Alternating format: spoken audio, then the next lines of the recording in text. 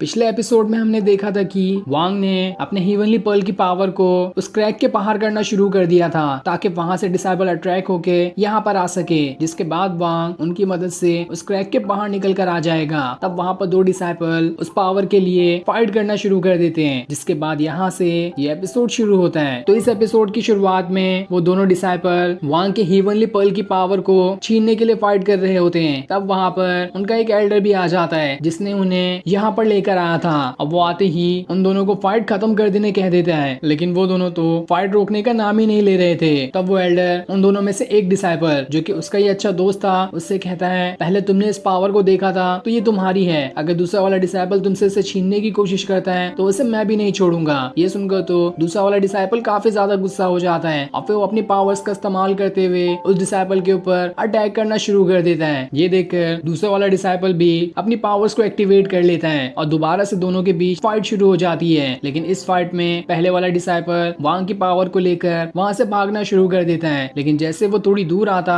इससे पहले वहां पर वो एल्डर आ जाता है जो उस डिसाइबल के अंदर सीधा अपनी स्वॉर्ड ही घुसा देता है, जिस वजह से वो डिसाइबल वहीं पर मारा जाता है। और उसके मरने के बाद वो एल्डर उस डिसाइबल के पास से उसकी पोटली ले लेता है जिसके अंदर वांग की पावर्स थी, इसलिए वो पावर्स भी खुद अपने पास ही रख लेता है। लेकिन उसे ये नहीं समझ में आता कि अचानक से यहाँ पर किस इंसान की इतनी सारी पावर्स आ रही है। तब उसका दोस्त वाला डिसाइबल उससे कहता है, इस बात का तो पिछले 300 सालों से कई सारे एल्डर पता लगाने की कोशिश कर रहे हैं कि आखिर ये पावर किसकी है, लेकिन उन्हें कुछ भी समझ में नहीं आया। पिछले 300 सालों से ये पावर ऐसे ही हर जगह भटकते रहती है, किसी न किसी लोगों को दिखाई दे जाती है, इसलिए वो लोग उसका पीछा करना शुरू कर देते हैं जैसा कि आज हमने किया था। तब वो एल्डर कहता है, चलो यहाँ से आगे चला जाए ताकि दूसरा ट्रेजर भी देख सके। अब हम उस ट्रोल मास्टर और उसके साथ बैठे हुए बाकी सारे एल्डर को भी देखते हैं जो सभी उस मिस्टीरियस वैली के बारे में ही बातें कर रहे होते हैं कि पिछले 300 सालों में कभी भी ये वैली इतनी ज्यादा अनस्टेबल नहीं हुई जितना कि अब हो गई है। यानी कि वांग पिछले 300 सालों से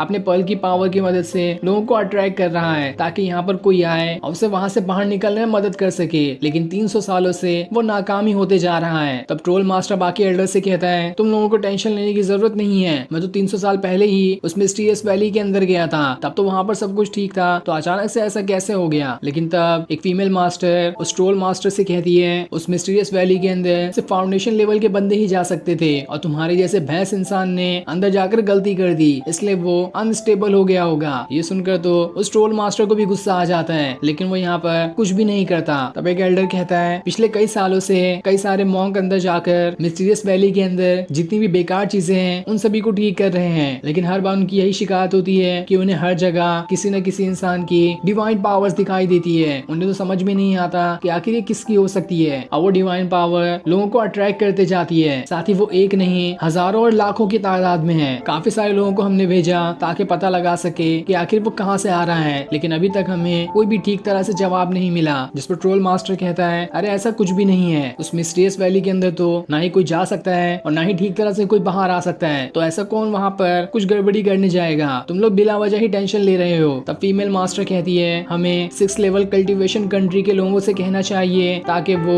उस मिस्टीरियस वैली के अंदर जाकर जांच कर सके कि आखिर वहाँ पर है क्या। लेकिन ट्रोल मास्टर कहता है, हम उन लोगों को नहीं कह सकते क्योंकि वो लोग हमसे काफी बड़ी बड़ी डिमांड रखेंगे जिसे हम तो पूरा भी नहीं कर पाएंगे। हमारा सबसे अच्छा चांस तो यही है कि जितने भी फाउंडेशन लेवल वाले बंदे अभी अंदर हैं उन्हें ही कह दिया जाए कि वो सारी जगह को साफ करे और उसे ठीक भी करने के साथ साथ जिस इंसान की वो पावर्स भटक रही है उसका भी पता लगाए। तब दूसरा एल्डर कहता है, मेरे पास एक बहुत अच्छा आइडिया है, हमें अंदर एक मैसेज फैला देना चाहिए कि सारे के सारे डिसाइपल को बाहर आना है क्योंकि अंदर कुछ गड़बड़ी हो गई है, लेकिन असल में हम उन्हें बाहर नहीं लेकर आएंगे, उन्हें अंदर ही छुपा कर रखेंगे, जिस वजह से जिस इंसान की वहाँ पर पावर्स भटक रही है वो खुद ब खुद ही सामने आ जाएगा। जिस प्लान पर सारे लोग मान जाते हैं कि ये तो बहुत अच्छा प्लान है। दूसरी तरफ बेचारा वांग अब भी किसी ऐसे इंसान की तलाश में होता है कि कोई यहाँ पर आकर उसे यहाँ से बाहर निकलने में मदद कर सके, लेकिन 300 सालों में कोई भी यहाँ पर नहीं आया था। वहीं उस क्रैक के बाहर हम गाओ नाम के एक डिसाइबल को देखते हैं जो वांग के ही पावर के पीछे भाग रहा होता है क्योंकि उसने उसे अट्रैक्ट कर लिया था। तब वो खुद से कह रहा होता है, एक बार ये पावर मेरे पास आ जाए तब तो मैं काफी ज्यादा पावरफुल बन जाऊंगा जिससे मेरी दोस्त भी अच्छे से इम्प्रेस हो जाएगी। लेकिन जैसे ही वो उस पावर के पीछे भाग रहा होता है कि तभी वहां पर वही एल्डर आ जाता है जिसके डिसाइबल ने मिलकर दूसरे वाले डिसाइबल को मार दिया था। ये देखकर गांव एकदम घबरा जाता है कि आखिर ये दोनों यहाँ पर क्या करने के लिए आ गए हैं, ये लोग तो बहुत बदमाश हैं, अगर मैंने इनसे पंगा लेने की की कोशिश की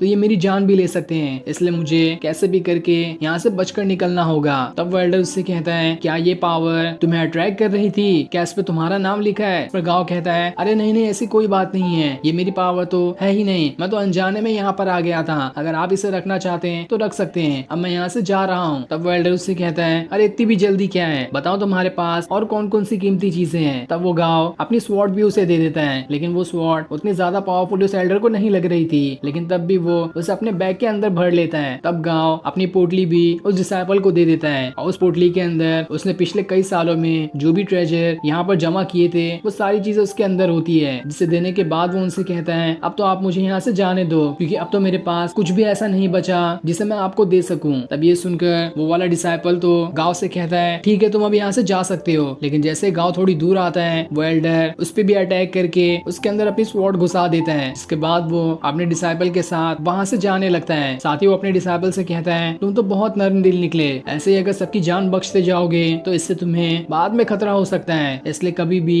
किसी को ऐसे जिंदा मत छोड़ देना। जिस पर उसका वो वाला डिसाइपल भी मान जाता है। इधर बेचारा गांव बस अब मरने के कगार पे पहुंच चुका था और उसे वहां पर चक्कर भी आ रहे होते हैं, क्योंकि वो पूरी स्वॉर्ड उसके आर पार होकर निकल गई थी। तभी वहां पर कई सारे क्रैक्स बनने लगते हैं और उन क्रैक के अंदर से वांग की आवाज आती है जो गांव से कहती है मुझे तुम्हारी बॉडी चाहिए, क्या तुम मुझे अपनी बॉडी देने के लिए तैयार हो? जिस पर गांव कहता है तुम जो मुझसे मांगोगे मैं वो देने के लिए तैयार हूँ, बस तुम्हें मुझे जिंदा रखना है ताकि मैं इस एल्डर और उसके डिसाइपल से अपनी मौत का बदला ले सकूं। अगर तुम मेरी बॉडी ही चाहते हो तो वो भी मैं तुम्हें देने के लिए तैयार हूँ। तब वांग उससे कहता है तो ठीक है, हमारी डील अब पक्की हुई, मैं अपनी सारी पावर तुम्हें देकर अपनी सोल को तुम्हारी बॉडी में ट्रांसफर कर रहा हूँ, जिसके लिए गांव मान जाता है। और फिर वांग अपनी सारी पावर्स को गांव के आसपास ही करना शुरू कर देता है। जहाँ जहाँ उसकी पावर गांव के अंदर जा रही थी वैसे वैसे वांग उस क्रैक के बाहर निकल कर आ रहा होता है। और एक टाइम ऐसा आता है कि वांग पूरी तरह से उस क्रैक के बाहर निकल कर आ चुका था, जिसके बाद वांग अपनी पूरी सोल को